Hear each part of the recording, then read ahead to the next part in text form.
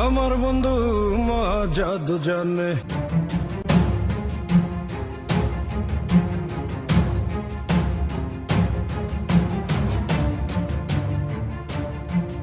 বাংলাদেশের সাথে ভারতের সম্পর্ক কিভাবে ম্যানেজ করা হবে তা দিয়ে বাংলাদেশের ভবিষ্যৎ নির্ধারিত হবে। ভারতকে ডিল করতে না পারলে আমাদের স্বাধীনতা সার্বভৌমত্ব থাকবে না, হায়দ্রাবাদ আর কাশ্মীরের মতো খাইয়ে ফেলবে। আমাদের কালেকটিভ মেমোরিতে জায়গায় রাখতে হবে কিভাবে হাসিনাকে সাপোর্ট দিয়া বাংলাদেশকে ধ্বংসের শেষ সীমানায় নিয়ে আসছিল ইন্ডিয়া, বাংলাদেশের উপরে কিভাবে চাইপা বসছিল। আপনি এটা বুঝতে পারবেন খুব ভালোভাবে যখন আপনি দেখবেন ওই ছবিগুলা, যখন ইন্ডিয়ান হাই কমিশনারদের বাংলাদেশের পলিটিশিয়ানদের সাথে যখন কথা বলতো তখন তাদের বডি ল্যাঙ্গুয়েজ দেখবেন, তারা যেভাবে বসে কথা বলে। দেখেন এই যে দোরাই স্বামীরা, দেখেন ও দোরাই স্বামী না, ও বাংলাদেশের স্বামী হয়ে উঠছিল। দেখছেন দেখছেন বাঞ্চত কেমনে বসছে।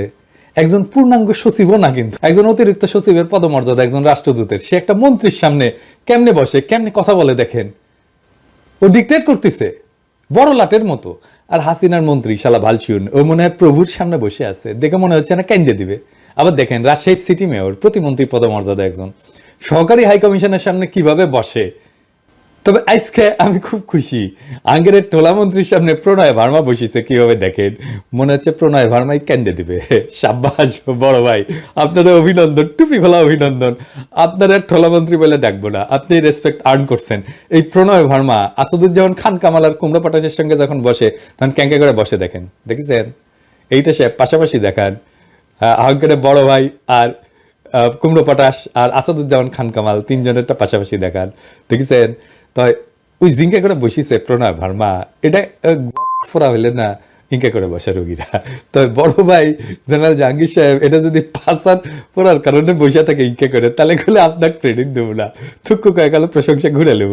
যাই হোক, বাংলাদেশের উপরে ভারতীয় প্রভাব কিভাবে কাজ করে, অনেকভাবে করে, এর একটা দিক দিয়ে কাজ করে, সেটা আমরা কখনো আলাপ করি না। আজকে ওই আলাপটা করবো। আর একটা গুরুত্বপূর্ণ দিক দিয়া ইন্ডিয়া আমাদের উপরে বহুমাত্রিক ভাবে প্রভাব বিস্তার করে, সেটা আলাপ করি।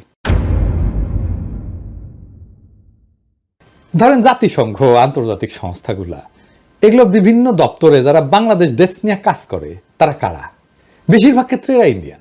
ধরেন একটা এক্সাম্পল দিই, আইএলও বাংলাদেশ চ্যাপ্টার দেখা হয় কোথায় থেকে? দিল্লি থেকে। দিল্লিতে আইএলওর আঞ্চলিক অফিস, ওইখান থেকে আপনি ওইখানদের কর্মকর্তাদের দেখান তো, এটা সাহেব লিস্ট আছে ওইখানে ওদের ওয়েবসাইটে, দেখেছেন দেখেছেন 80% ইন্ডিয়ান, আরো বেশি হবে হয়তো।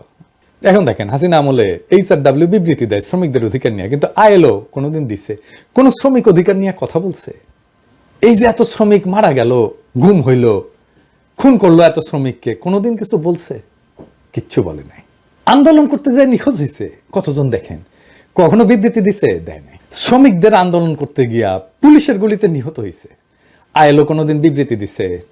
আজ আমিনুলকে, যে শ্রমিক নেতা, এটা একটা খুবই সেন্সেশনাল ঘটনা ছিল, আপনি জানেন না? আমিনুলকে তুলে নিয়ে যায় র্যাব, তারপরে ক্রস ফায়ারে দিয়ে মারে, তারপর মাইরে ফেলায় দিয়ে যায় ডেড বডি। অনেকদিন আগের কথা, আজকে আশুলিয়াতে, অনেকে হয়তো জানেন না। আইএলও কোনোদিন বিবৃতি দিছে? দেয় নাই। কিন্তু এই এখন দেখবেন এই যে শ্রমিক এলাকাতে গ্যাঞ্জাম হইতেছে না, এখন দেখবেন আইএলও কি বলে, সে এসে বলবে তোমরা সিবিআই আছে। সিবিআই মানে জানেন তো, শ্রমিকদের পক্ষে কথা বলার বৈধ প্রতিনিধি। এটা আন্তর্জাতিক আইনে স্বীকৃত, মানে কালেকটিভ বার্গেনিং এজেন্ট বলে। শ্রমিকদের পক্ষে কথা বলবে। প্রত্যেকটা প্রতিষ্ঠানে, প্রত্যেকটা শ্রমিক এলাকায়, প্রত্যেকটা ইন্ডাস্ট্রিতে একটা করে সিবিআই থাকে। ইভেন আমি যেখানে চাকরি করি প্যারিসে, সেখানে এই কোম্পানিরও সিবিআই আছে। হাসিনা আমলে কিন্তু সিবিআই ছাড়া চলতে পারবেন, বিশেষ স্ত্রী কোঠায় মাপ। হাসিনা বা আওয়ামী লীগ ক্ষমতা থাকলে যেভাবে ডিল করে বাংলাদেশের সাথে, অন্য কেউ ক্ষমতা থাকলে ঠিক উল্টাভাবে ডিল করবে। মানে আওয়ামী লীগ ক্ষমতা থাকলে তাদের পৌরুষ, পেশাদারিত্ব, এথিক্স, নৈতিকতা সব পতায় যায়। আবার অন্য কেউ ক্ষমতায় আসলে তখন দিল্লির আইএলও কর্মকর্তাদের পৌরুষ জায়গা ওঠে। এটা হইতেছে আমাদের সমস্যা, বড় সমস্যা। জাতিসংঘ সহ সকল আন্তর্জাতিক প্রতিষ্ঠানকে আমরা আহ্বান জানাই, আমাদের কখনো ভারতের সাথে একসাথে রাখবেন না। মানে আমাদেরকে যখন ট্রিট করে তখন ভারত যেই গ্রুপে থাকে সেই গ্রুপে আমাদের রিপোর্টিং যেন ভারত না হয়। পাকিস্তান আর ভারত কি একই অঞ্চলে আছে? নাই তো। জাতিসংঘের আন্তর্জাতিক সংস্থা ভারতকে দক্ষিণ পূর্ব এশিয়ার আওতাধীন আঞ্চলিক অফিস থেকে দেখা হয়, যার কেন্দ্রবিন্দু সাধারণত ব্যাংকক হয়, নিউ ইয়র্ক হয় অথবা দিল্লি। অন্যদিকে পাকিস্তানকে সাধারণত পশ্চিম এবং মধ্য এশিয়ার আওতাধীন আঞ্চলিক অফিস থেকে পরিচালনা করা হয়। আমাদেরকেও বাংলাদেশকে পশ্চিম আর মধ্য এশিয়ার অফিস থেকে দেখা হোক, এটা জাতিসংঘের কাছে আমাদের দাবি। এইটা আমাদের পররাষ্ট্র মন্ত্রণালয়কে বলতে হবে। কোনোভাবেই যেন আমাদের সাথে ইন্ডিয়ার কোনো ধরনের এইখানে যোগাযোগ না থাকে, আমরা একই গ্রুপে থাকবো না। থাকলে আমাদের ওরা বাম্বু দিতেই থাকবে। এইবার আর একটা প্র্যাকটিক্যাল উদাহরণ দেখাই। আসেন আমরা কয়েকটা নাম দেখি, আপনারা অন্যভাবে নিয়েন না, মানে দামগুলো দেখেন না। দেখেন বাংলাদেশে কাজ করতেছে এমন একটা আন্তর্জাতিক প্রতিষ্ঠানে, ধরেন ড্যানিশ রিফিউজি কাউন্সিলের কান্ট্রি ডিরেক্টর, কি নাম? সুমিত্রা মুখার্জি। ক্রিস্টিয়ান এইড, কি নাম? পলাশ দাস। প্ল্যান ইন্টারন্যাশনাল, কি নাম? কবিতা বোস। ওয়ার্ল্ড ভিশন, সুরেশ বাটলেট। Concern worldwide, Suresh Kumar Agarwal. Oxfam, Ashish Damle. Care, Ramdas. Save the children, Suman Dasgupta. কিছু কিছু ক্ষেত্রে হয়তো পরিবর্তন হয়ে গেছে, এমন হইতে পারে, আমি তো নেট থেকে নিছি নামগুলা, কিছু কিছু ক্ষেত্রে হয়তো হয়ে গেছে যে এখন চলে গেছে, কিন্তু আপনি যেটা আমি বলতে চাইতেছি সেটা হচ্ছে বেশিরভাগ আন্তর্জাতিক সংস্থার হেড ইন্ডিয়ান। মানে ইন্ডিয়ান ছাড়া অন্য দেশের লোক আসতেছে না বাংলাদেশে, না চাইলে বাংলাদেশে আইসেন না, কাজ করেন না। ইন্ডিয়ান কোম্পানি বাদই দিলাম, মানে ইন্ডিয়ান কোম্পানিগুলো কিন্তু বাদ দিছি, মানে বাজাজ আছে, টাটা আছে, এয়ারটেল আছে, মেরিকো আছে, সান ফার্মা, তাও দেখছেন একদম আন্তর্জাতিক প্রতিষ্ঠান কিন্তু সেইখানে ইন্ডিয়ান দিয়ে রাখছে। সবাইকে বলে দিতে চাই, আগামী বছর আমরা কোনো ভারতীয় প্রধান দেখতে চাই না। বাংলাদেশের প্রতিষ্ঠানগুলোতে 4 মাস তো আছে, এরপরে কিন্তু অফিস ঘেরাও করব। কোনো অপ্রীতিকর অবস্থা এড়াইতে চাইলে আগেই ভাগেন ভাইরা আর বোনেরা, পরে কোয়েন না, টাইম দেই নাই। আমার ক্ষুদ্র ভ্রাতার ভগিনীদের বলি, সব অফিসগুলো চিনে রাখবেন, আমরা জানুয়ারিতে আবার চেক করব, তখন যদি কোনো ইন্ডিয়ান থাকে অফিসে তাহলে কলে খবর আছে। হ্যাঁ, বাংলাদেশকে ভারতের জন্য হোস্টাইল টেরিটরি করে তুলব। আমার মাটিতে বিডিআর বিদ্রোহের নামে আমার সেনা অফিসারকে হত্যা করে আবার আমাদের সেনারা তাদেরকে উদ্ধারের জন্য যাইতে চাইলে বলো সেনা অভিযান করবা? এত মজা? ফেলানিকে মাইরা কাটাতারে ঝুলায় রাখবা, বাদ দিয়া নদী শুকায় আর বাচ্চারা ডুবায় মারবা, আমাদেরকে উই পোকা বলবা, আর হাসিনাকে ক্ষমতায় রাখবা, আমাদের বুকের উপর দিয়ে ট্রানজিট নিবা? সব হান্দাই দেব পিছন দিয়া তেল ছাড়া। ইন্ডিয়ার সাথে আগামীতে কেমনে ডিল করতে হবে? ইন্ডিয়া তো সবসময় আমাদেরকে অধীনস্থ করে রাখার চেষ্টা করবে, পা চাপা দিয়ে রাখার চেষ্টা করবে। কেমনে এটা থেকে উদ্ধার পাবেন? আমাদের সাথে যা যা করছে হাসিনা আমলে, তার জন্য ইন্ডিয়ার সাথে কুত্তার মতো ব্যবহার করার বৈধ আর নৈতিক অধিকার আমাদের জন্মাইছে। হাসিনা যে ম্যাসাকার করছে তার পুরা দায়িত্ব ইন্ডিয়ার। হাসিনা যে ইন্ডিয়ার দাসী ছিল সেটা তো হাসিনাকে আশ্রয় দিয়ে প্রমাণ করছে, তাই কোনো মাপ নাই ইন্ডিয়ার। ইন্ডিয়ার লগে কোনো খাতির নাই।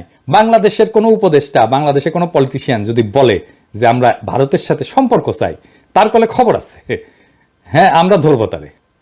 আমেরিকা ইন্ডিয়ারে সর্বতভাবে সাপোর্ট দিয়ে গেছে, তাই ইন্ডিয়ার সাথে প্রকাশ্য শত্রুতা আর আমেরিকার সাথে শীতল সম্পর্ক, এটাই হবে আমাদের পররাষ্ট্রনীতি। ভারতের সাথে হওয়া সব চুক্তি বাতিল করতে হবে, বাংলাদেশে ভারতীয়দের চাকরি নিষিদ্ধ করতে হবে, বাংলাদেশে ভারতীয়দের বিনিয়োগ বন্ধ করতে হবে, যে সমস্ত ভারতীয় কোম্পানি আছে সেগুলো বিশেষ অডিট করতে হবে। বাংলাদেশের শ্রম আইন, পরিবেশ আইন আছে না, কর পরিশোধ করছে কিনা, ভ্যাট পরিশোধ করছে কিনা, কোনো অনৈতিক কাজ করছে কিনা, এগুলো দেখতে হবে। আমি একটা এক্সাম্পল দিতে পারি কেমনে ধরা যাবে।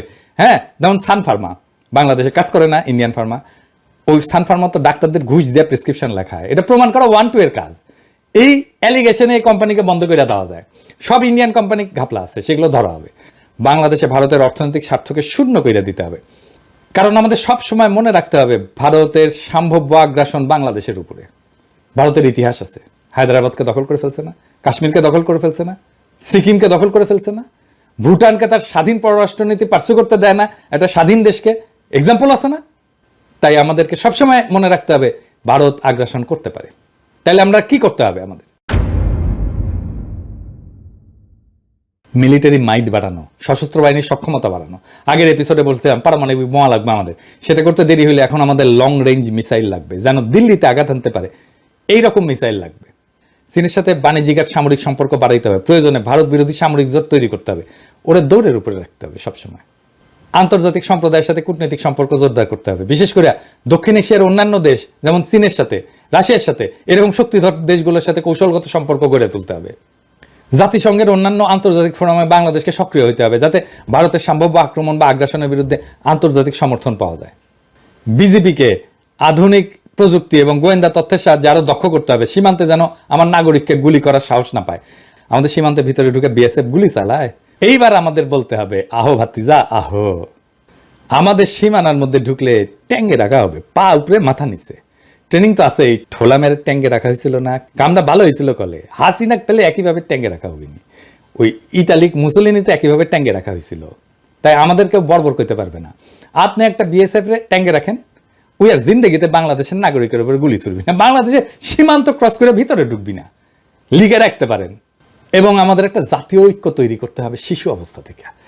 দেশের ভেতরে জাতীয় ঐক্য যেন বজায় থাকে সেই ব্যবস্থা করতে হবে। এবং দেখবেন ইন্ডিয়ার সবচেয়ে বড় স্ট্র্যাটেজি হচ্ছে বাংলাদেশের ভিতরে অনৈক্য বজায় রাখা। এখন দেখতেছেন না বিভিন্ন পলিটিক্যাল পার্টির মধ্যে অনৈক্য শুরু হয়েছে, একজন আরেকজনের পিছে লাগিয়েছে, দেখেছেন না? এটা ইন্ডিয়ান প্ল্যান করে, বুঝছাও? যারা করিচ্ছে সবাই ইন্ডিয়ান প্ল্যানের মধ্যে পা দেখিছে। এটা রয় প্ল্যান যে বাংলাদেশের ভিতরে অনৈক্য বজায় রাখতে হবে। তো এই দেশের ভিতরে যে জাতীয় ঐক্য, এই কাজটা শুরু করতে হবে স্কুল থেকে। এখনই সময়, সেনাবাহিনীর তরুণদের জনগণ এখন পছন্দ করতেছে। এরা স্কুলে স্কুলে যাবে, ছাত্রছাত্রীদের সাথে কথা বলবে, আমাদের স্বাধীনতা সার্বভৌমত্ব কিভাবে রক্ষিত হবে, কারা আমাদের স্বাধীনতার শত্রু, কে আমাদের আক্রমণ করতে পারে, এইসব একেবারে স্কুলে ছাত্রছাত্রীদের মধ্যে ঢুকাই দিতে হবে। ভারতীয় পণ্য বয়কট আন্দোলন দেখেছিলেন না? একেবারে শিশুদের দিয়ে ক্যাম্পেইন করেছিলাম। ওই বয়সে ইনডক্ট্রিনেট করে দেওয়া, মানে মাথার মধ্যে ঢুকে দেওয়া, এটা যদি ঢুকে দেওয়া যায় এরাই আমাদের ভবিষ্যতে প্রতিরোধের শক্তি হয়ে থাকবে। ছাত্রছাত্রীদের অস্ত্রের সাথে পরিচয় করাই দিতে হবে, তারা যেন অস্ত্র হাত দিয়ে দেখতে পারে এটা কি। ভারত থেকে জ্বালানির উপরে নির্ভরশীলতা কমায় আনতে হবে, বিকল্প শক্তির উৎস এবং জ্বালানি নিরাপত্তার দিকে নজর দিতে হবে, যেন কোনো সংকটময় পরিস্থিতিতে বাংলাদেশ বিপদে না পড়ে। কূটনীতিতে বাংলাদেশের বেস্ট ব্রেনগুলোকে যুক্ত করতে হবে, যেন বাংলাদেশ কূটনীতিতে সেরা হইতে পারে। বাংলাদেশের সেরা ছাত্রগুলোকে দুনিয়ার সেরা ডিপ্লোম্যাটিক স্কুলে ট্রেনিং দেওয়া হতে হবে। লং টার্মে আমাদের ডিপ্লোম্যাটিক অ্যাসেট তৈরি করতে হবে, কারণ আমাদের জন্য শান্তিপূর্ণ এবং কূটনৈতিক সমাধানই সবসময় অগ্রাধিকার হওয়া উচিত। কিন্তু আত্মরক্ষা এবং প্রয়োজনে প্রত্যাঘাতের প্রস্তুতি অত্যন্ত গুরুত্বপূর্ণ। আপনার শত্রু যদি মনে করে আপনি দুর্বল, তাইলে আপনি গেছেন, আপনি শেষ। আপনার শত্রুকে সবসময় মনে করতে হবে যে এটা বিপজ্জনক, এর সাথে গ্যাঞ্জাম করা যাবে না। বাংলাদেশের জনগণ বিপজ্জনক জনগোষ্ঠী, সাবধানে ডিল করতে হবে। আর পরিশেষে ইন্ডিয়ারে ভয় পাবেন না। ভারতের তরুণদের আবু সাইদদের মতো বন্দুকের সামনে বুক পাইতে দেওয়ার হিম্মত নাই। ওরে আমরা ভয় করবো, বাদ।